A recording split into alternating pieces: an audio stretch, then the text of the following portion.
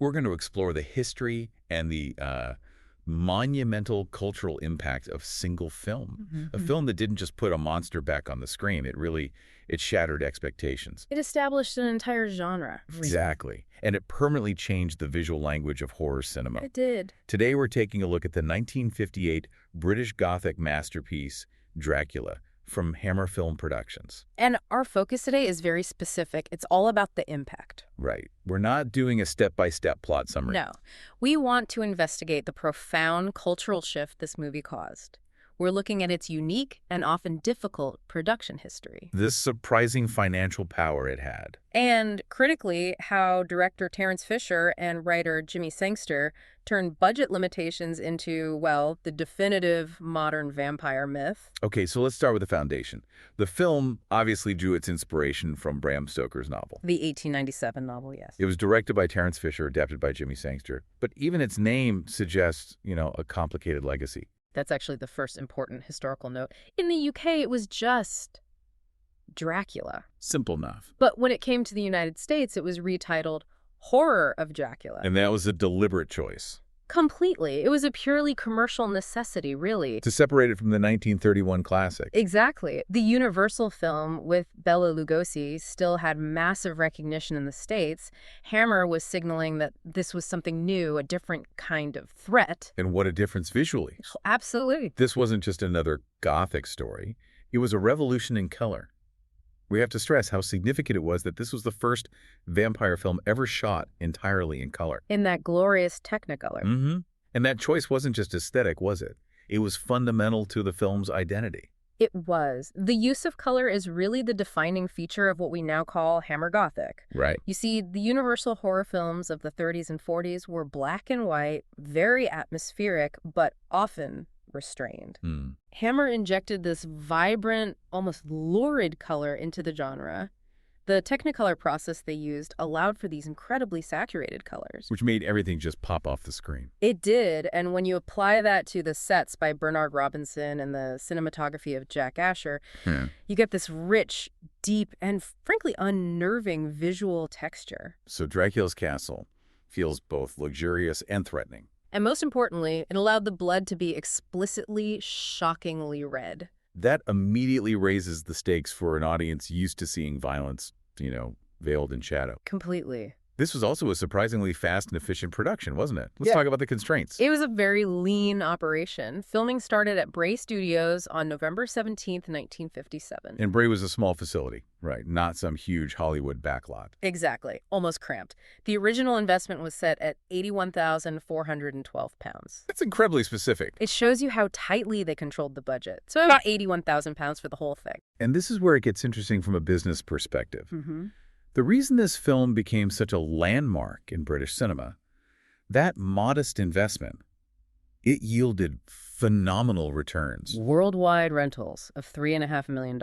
An astonishing return on investment. That's more than 40 times the initial budget. It wasn't just a win, it was a blueprint for a business model. What? That you could make high-quality horror cheaply in the UK? Exactly. That you could produce something that looked expensive, infused with modern themes and explicit visuals, and compete directly with Hollywood internationally. It gave them the momentum for their entire slate of Gothic horror films. So it's not just a commercial smash. It immediately cemented its place in cultural memory. What speaks most to its lasting resonance for you? For me, it has to be the continued high critical regard. The fact that decades later, in 2017, Time Out magazine ranked it the 65th best British film ever made. That's significant. It is. That moves it beyond just being a genre film. It's recognized for its overall artistic contribution, its influence, its place in defining a uniquely British cinematic movement. Which sets the stage perfectly for the core of its legacy. The actors who had to carry this new, colorful, high-concept horror. So this transformation of the vampire myth, it really rests on the shoulders of the cast. It does. And we have this powerhouse duo who'd already established their chemistry the year before in The Curse of Frankenstein. Peter Cushing and Christopher Lee, their partnership is legendary. In Dracula, we have Cushing as Dr. Van Helsing and Lee, of course, as the Count. And their opposing acting styles, Cushing's precision against Lee's brooding presence, it just elevated the material immensely. They were supported by a strong cast, too. Yes, Michael Gough, Melissa Stribling, Carol Marsh, John Van Eysen, a very solid ensemble. But the element that truly redefined the genre, the image we all think of, is Christopher Lee's portrayal. He was fiercely opposed to the old ways of doing it. He was. Lee felt a real commitment to playing the character authentically. Meaning he rejected the universal approach. Intentionally. He famously found the traditional tie and tails rendition, the caped figure in formal wear, to be the height of the ridiculous. You felt it took away from the horror. Exactly, from the character's genuine horror and antiquity. He made a conscious effort to go back to Stoker's novel, which he read thoroughly, to find a fresh take. And that search led him to his mandate for the Count.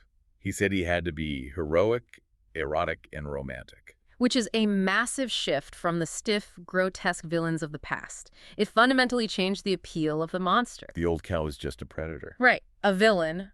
Lee introduced this layer of seductive danger. The vampire wasn't just someone to fear, but someone who embodied a forbidden allure. Which made the threat much more sophisticated for a modern audience.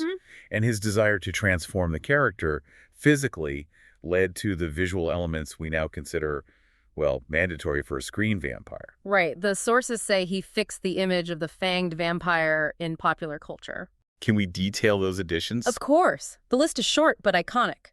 First, the introduction of visible, elongated fangs. As a standard feature. Yes, not just an occasional prop. Second, the red contact lenses that gave Lee's eyes that terrifying, inhuman glow. Like a fire behind the eyes. Exactly. Third, the focus on the décolletage, the bared neck and chest, which visually amplified the erotic nature of the attack. And the vulnerability of the victims. And finally, that incredible opening credits sequence. The blood spattering over the coffin. The vibrant red blood. Using the full potential of Technicolor for maximum shock value. Those visual additions, especially the fangs and the blood, were radical for the late 1950s. Direct. Visceral. It's why Empire magazine ranked Lee's Dracula the 7th greatest horror movie character of all time. The cultural imprint is just profound. And Lee's commitment to that erotic element is key. It is. He called the magnetic pull of Dracula a mysterious matter linked to the physical experience of being drained of life. This wasn't just violence, it was intimacy and dominance all at once. He even described the experience from the victim's perspective as being a sexual blood donor. Viewing the encounter as the complete abandonment of a woman to the power of a man. In the repressive context of 1958, that interpretation made the film deeply controversial. And undeniably appealing. But Lee's interpretation had more complexity. He tried to inject a tragic layer, didn't he? He did. He talked about the loneliness of evil. He argued that Dracula, quote, doesn't want to live, but he's got to. So there's an eternal suffering in the curse. Which adds depth to a villain who could have been a simple, one-dimensional monster. That balancing act, the seductive evil versus the internal suffering, is what makes the character endure. But the hero had to be equally modernized. That brings us to Peter Cushing's Van Helsing. Right. Cushing and the filmmakers recognized that the traditional scholarly figure from the book wouldn't work against Lee's magnetic Count. Stoker's Van Helsing was described as a little old man with a beard who speaks double Dutch. Meaning he was a bit eccentric, hard to understand. A bit dotty. And that was fine for the 1930s, but audiences in 1958 wanted something more active. Was that just a commercial move then? It was a blend, but mostly pragmatic. Cushing himself noted that since The Curse of Frankenstein was such an enormous success, and audiences were already familiar with him looking younger and more capable, they decided to just run with it. They decided to, quote, forget that and play him as I am. They capitalized on Cushing's established persona as this energetic, intellectual, and physically capable hero. A scientist hero. A necessary dynamic antagonist for Lee's powerful Count. It created a real parity between them. So the climax would be a confrontation of equals. Not just a scholar outwitting a beast. And this modern hero was just as important as the sensual villain in establishing the Hammer formula. And that formula is really defined by the radical production choices they had to make. Which brings us to the screenplay. The writer, Jimmy Sangster, had this enormous task. A huge task. He had to adapt Bram Stoker's sprawling epistolary novel with its multiple continents and subplots into an efficient sub-90-minute film, all while working with the financial and physical limitations of Bray Studios. So necessity meant the novel had to be gutted and rebuilt. These weren't minor changes. No, they fundamentally altered the narrative structure to maximize impact with minimum cost. Let's look at those major changes Sangster made. The first, and maybe most important change, was to Jonathan Harker.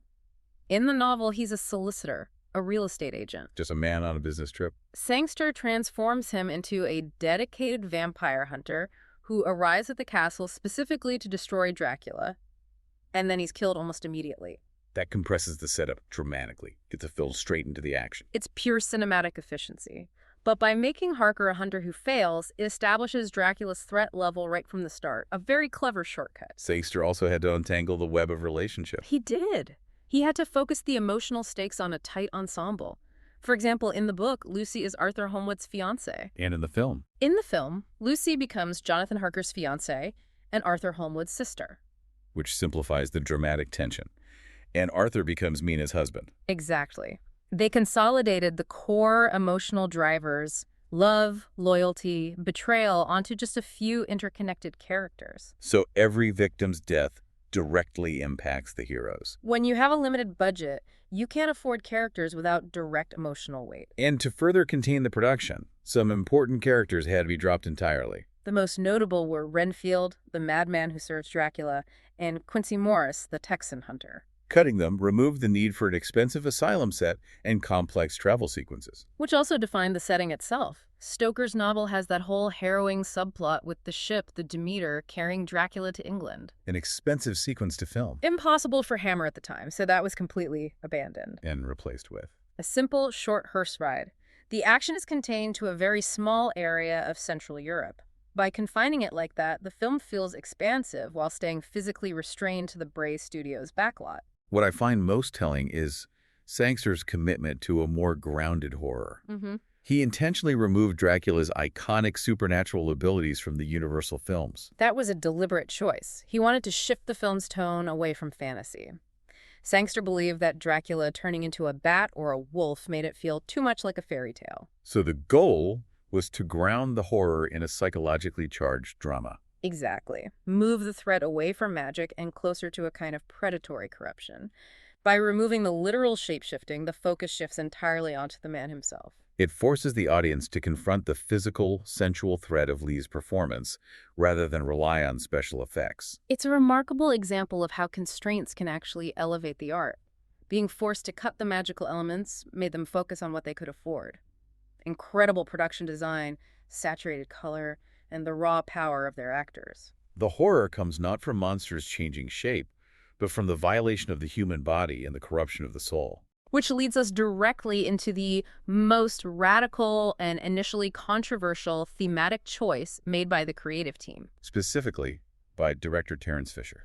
Fisher was completely unapologetic about his interpretation. He believed his greatest contribution to the Dracula myth was to bring out the underlying sexual element in the story. He saw Dracula not as a monster seeking blood, but as a force that was basically sexual. And that the bite itself was the culmination of a sexual experience. Now, considering this was 1958, a time of moral conservatism and strict censorship, that's an incredibly powerful and subversive statement. It is. The Universal films had sexuality, but it was always implied, veiled. Through mood and shadow. Fisher brought it right to the surface, and that made the film shocking. He was using the vampire myth to critique Victorian repression, suggesting the monster thrived on the weaknesses of his victims. And he didn't see them as random targets, did he? No. He saw a pattern rooted in social and emotional fragility. Fisher suggested Dracula preyed upon the sexual frustrations of his woman victims. He pointed directly to the Holmwood marriage as an example. He argued that Mina's weakness, the thing that made her vulnerable, was that she was not sexually satisfied. So Dracula becomes not just a predator, but a dominant force exploiting the vacuums in repressed domesticity. That is a very sophisticated, even subversive reading for a horror movie of that era. It transforms Dracula into a kind of liberator, a terrifying, deadly liberator, from the confines of stifling morality. The characters who resist are those who are whole and active, like Van Helsing. While those who suffer are the ones who are emotionally constrained.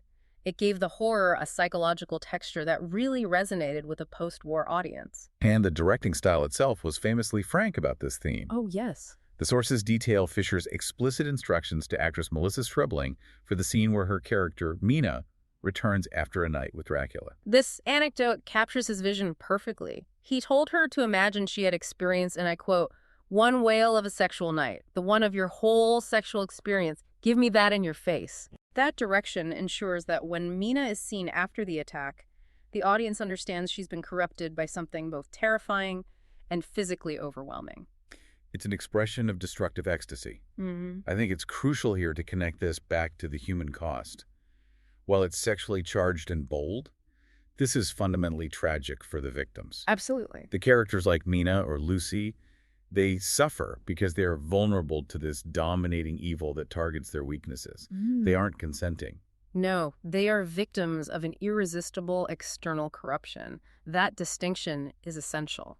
Whether you follow Lee's view of Dracula's sadness or Fisher's view of his predatory nature, the outcome for the human characters is tragedy. Their orderly Victorian world just crumbles under the pressure of a monster who embodies everything they're taught to repress. It's the tragedy of unfulfilled lives meeting this eternal, compelling evil. And that synthesis of sex, blood, and sorrow is what set this film apart and guaranteed its success. And the film's audacity was recognized almost immediately. It was. The bold choices, the violence, the color, the subtext, they weren't just commercially viable, they were critically acclaimed. When Dracula premiered in 1958, it was embraced by critics and many fans of Stoker's work. Let's look at some of that initial acclaim. The trade journals were incredibly enthusiastic. They were. Film Bulletin called it a real treat, and they praised the technical mastery. Right, they mentioned James Bernard's monumentally sinister score. And the photography by Jack Asher as being full of foreboding atmosphere. The craftsmanship was immediately apparent. And major publications took note. Variety was impressed by the leads, calling Peter Cushing's performance impressive. And they noted that the serious approach to the theme added up to lots of tension and suspense. They recognized this was horror being treated with dramatic seriousness. Harrison's reports went even further, proclaiming it one of the best horror films ever made. They specifically praised its expert treatment and its shock values, underscoring that the Technicolor blood was a major element of that success. And Vincent Canby, for Motion Picture Daily, said Hammer had even more successfully brought back the granddaddy of all vampires. His description is telling.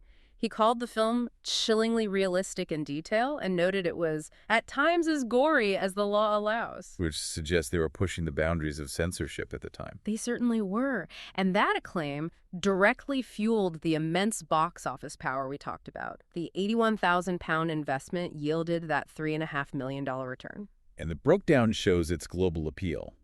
$1 million in North American rentals alone. And domestically, it was one of the 12 most popular films at the British box office for all of 1958. It even had a record 10-day run in its Milwaukee premiere. Which was unheard of for British Gothic film back then. This combination of strong reviews and massive financial returns cemented its immediate legacy. Decades later, the modern consensus reflects this. It holds an 89% approval rating on Rotten Tomatoes. And the consensus note that it traded gore for grandeur is really insightful. What does that mean to you? It speaks to its aesthetic power. Yes, there's violence, but it's framed by sophisticated art direction, high drama, and powerful performances.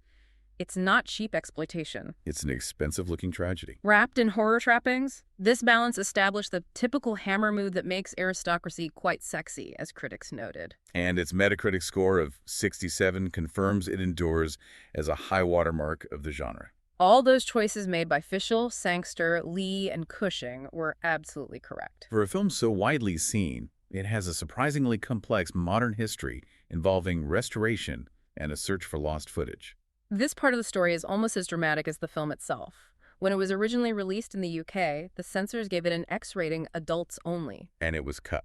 Which immediately created a mystery around the film's full content. And it's a striking sign of shifting social views that the 2007 uncut re-release got a 12A rating. What was shocking in 1958 had become acceptable family viewing 50 years later. Those initial cuts fueled a decades-long hunt by historians.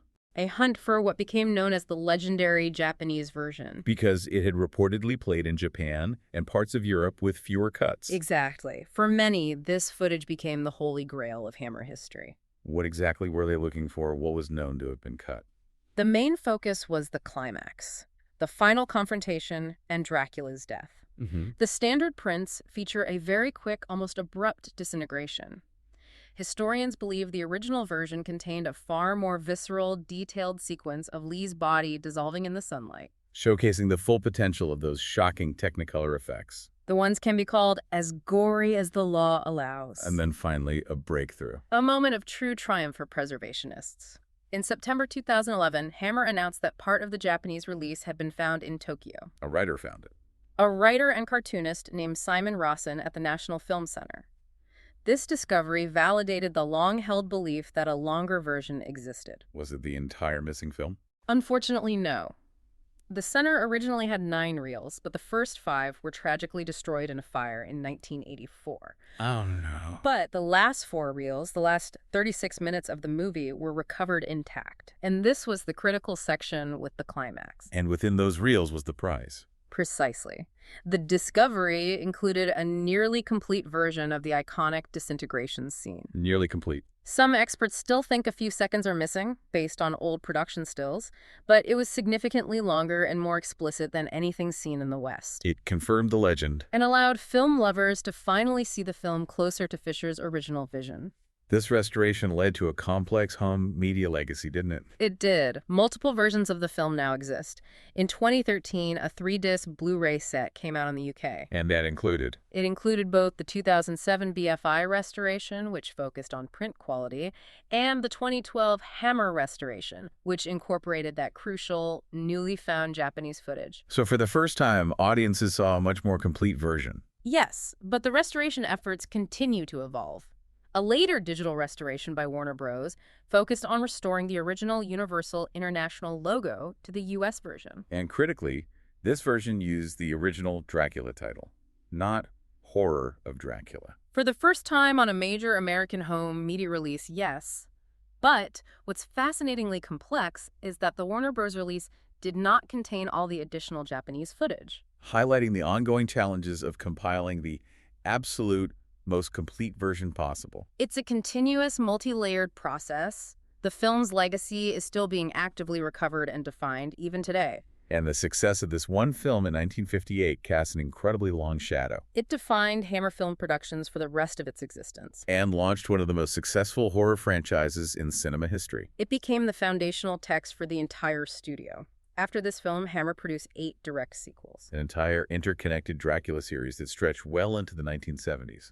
And Christopher Lee reprised the role 6 times. Peter Cushing returned as Van Helsing 4 times, providing an unprecedented level of continuity. That continuity is astonishing. The fact that audiences connected so deeply with her portrayals meant Hammer could just keep going back. The series expanded quickly. You have The Brides of Dracula in 1960, even though Lee wasn't in that one. Then Dracula, Prince of Darkness, 1966.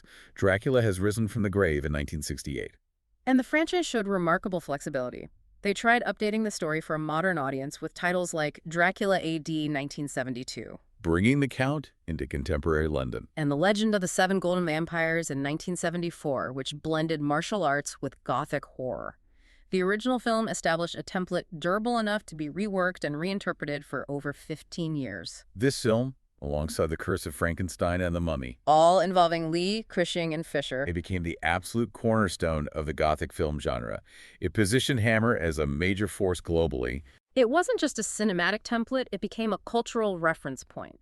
The 1958 version is a crucial entry point for understanding the entire genre. The rich colors, the elegant but decaying sets, the mix of high drama with visceral violence. That's the style it codified. And its influence wasn't just limited to the big screen. The story was even adapted into a comic book in the House of Hammer, #1. So it didn't just spawn sequels, it spawned an entire way of viewing and consuming the Dracula myth.